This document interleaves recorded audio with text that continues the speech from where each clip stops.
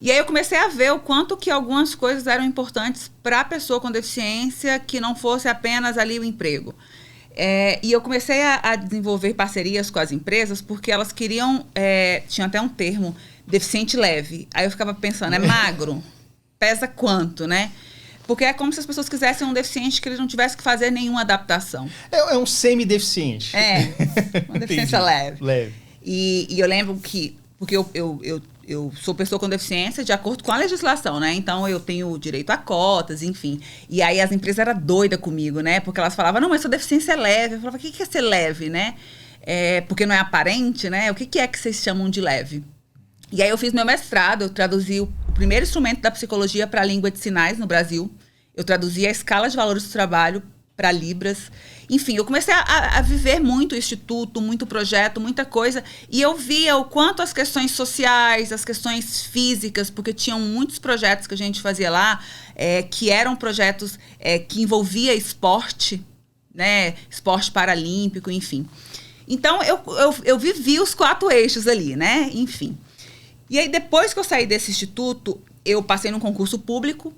E quando eu entrei no concurso, não tinha nada na Secretaria de Saúde para o servidor com deficiência. Aí, de novo, eu militei em causa própria. Eu criei o Núcleo de Inclusão e Acessibilidade na Secretaria de Saúde, que era o núcleo responsável pelas perícias e adaptação dos servidores com deficiência. 3 anos de Secretaria de Saúde, fui convidada para tocar a Copa do Mundo, 2014, aqui em Brasília. E aí eu fui ser diretora na Secretaria de Turismo e lá eu também toquei as políticas de inclusão na Copa do Mundo. Então a gente tinha uma cartilha do Ziraldo, eu traduzia ela para Braille, para Libras. Então eu comecei a viver de maneira muito intensa as questões de desenvolvimento humano, saúde mental e pessoa com deficiência. Foi um grande sucesso. A gente sente que nos últimos 15 anos a inclusão no Brasil ela vem sendo acelerada, né? Começou com uma coisa bastante tímida, mas a gente vê que vem melhorando bastante isso, a acessibilidade. A gente vê que as novas leis, por exemplo, a Lei 13.246, se eu não me engano, é a LBI, né? A Lei Brasileira de Inclusão, que é uma lei de 2015, se você olhar cronologicamente, não tem 10 anos. Né? Então as coisas vêm evoluindo bastante, né? E pensar que eu participei desse processo inteiro, assim, me deixa muito feliz, né? Eu me sinto, de fato, privilegiada. E, ao mesmo tempo, eu vejo o quanto que hoje a gente tem benefícios muito melhores e maiores em relação à inclusão, né? Antes, era muito mais complicado ser pessoa com deficiência. Sim. Eu já tive que brigar com a faculdade porque eles queriam cobrar mais do surdo porque tinham que contratar intérprete. O primeiro contrato do Senado de intérprete de sinais foi eu que fiz. O primeiro contrato da Câmara Federal de intérprete de sinais foi eu que fiz. Que é uma coisa recente. Recente. Na história do Brasil, muito recente. Me diga uma coisa. A gente sabe que a inclusão das pessoas com deficiência, ela passa por vários níveis e vários setores da sociedade. Sim. Você esteve muito presente no setor dos trabalhos mesmo, né? Do emprego e tudo mais. Como que está a inclusão nas empresas atualmente? Como é que você vê isso? Você até falou a piada, né? Do deficiente leve, né? Deve ser um magro, né? Deficiente magro. Mas, enfim, como é que está isso, essa questão hoje? Você acha que a inclusão está sendo plena? O que você acha que pode melhorar e otimizar nesse processo? O que eu acho hoje, assim, né? Eu acho que a gente já evoluiu muito. Se a gente pensar de quando eu comecei a trabalhar, há 15, 20 anos atrás. Mas ainda hoje, a gente tem muitas questões de resistências comportamentais. Os líderes, as empresas, elas precisam de fato ser treinadas para entender como manejar uma pessoa com deficiência, como manejar uma pessoa neurodivergente, né? A gente tem aí que são invisíveis, digamos, né? Que a gente vê em jornais, mas que são muito reais, né? Que acontece com as pessoas com déficit de atenção, com as pessoas com qualquer tipo de transtorno que fuja ali da caixinha, sabe? Eu ainda acho que a gente precisa investir muito em desenvolvimento humano, treinamento e capacitação mesmo. Mas acho que a gente já caminhou muito, né? E aí, no meio dessa história, eu tive filho, e o meu filho é TDAH clássico, nível hard mesmo, assim, né? Ele é hiperativo, desatento. E eu sempre fui muito de escrever, assim. Eu acho que as coisas, elas se resolvem com projetos, com lei. E aí, na época que ele estudava na Católica, quem escreveu toda a parte de acessibilidade da Católica fui eu, porque eu brinco que eu militava em causa própria. Eu lia sobre TDAH e escrevi o que eu precisava de acessibilidade para ele. E conseguia fazer a manobra para para que ele conseguisse ser atendido nas necessidades dele, Ou né? seja, a vida dele foi até um pouco mais tranquila do que a sua, né? Do que a Total, minha. 100%. Ali nos anos 80 era sofrimento, anos 90 também sofrimento Era atrás. Teimoso, mal educado. Eu sofri uma agressão na escola aos 6 anos de idade por causa disso. Né? Ou seja, olha como é que é a coisa... Hoje em dia isso é completamente inadmissível, né? Naquela época já era, imagina hoje, né? Agora, me diga uma coisa.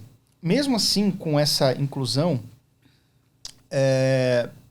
como que você acha que outras pessoas que podem estar sentindo dores parecidas podem agir? Porque é muito interessante ver a sua trajetória de superação e de protagonismo também.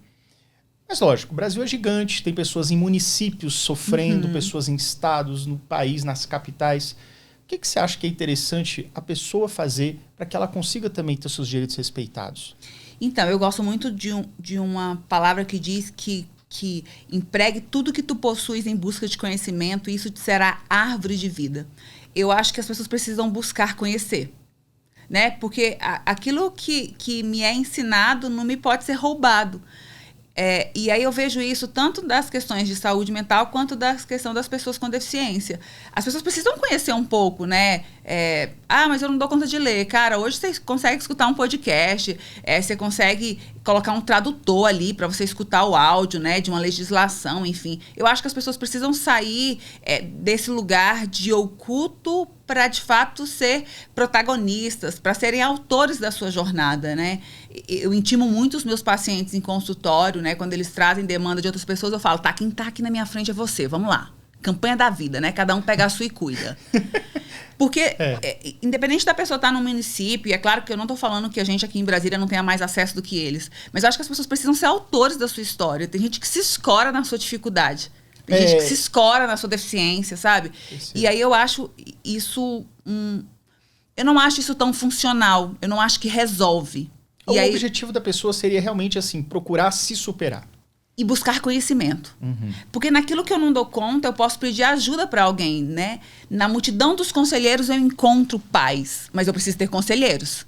Eu preciso ir atrás, sabe? Então eu acho que as pessoas precisam, de fato, entrar num lugar de serem autoras da sua história. Mas puxando um pouco tudo isso para o livro, eu comecei a ver na prática o quanto a atividade física é importante. Por exemplo, hoje eu já malhei. Eu sou insuportável quando eu não malho. Eu vi, já tá pago lá no teu Instagram.